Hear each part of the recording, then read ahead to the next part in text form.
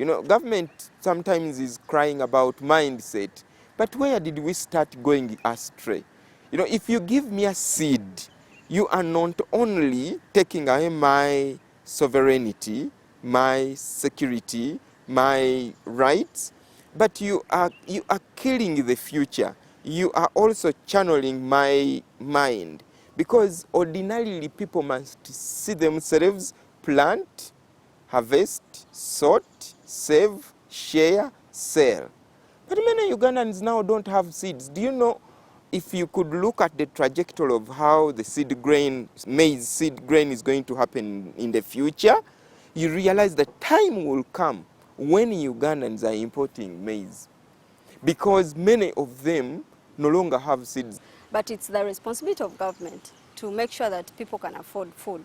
There is no point in having food available but not accessible economically.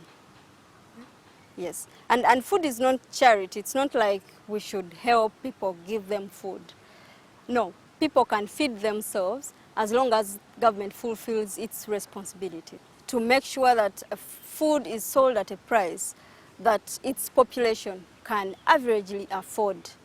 Yeah? Of course, people have different incomes, yeah? And you might afford more food than I can afford.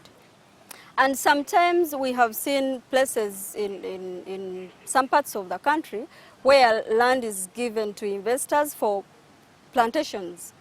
And then what we tell people is go dig in the sugarcane or work in the sugarcane plantation and get food. But they are not able to grow the food that they used to grow. That has dangers in reducing the variety of food that they were growing. They cannot access everything economically. And sometimes even the amount of money they make from that kind of work may never be enough to compensate them for the food that they lost on this land.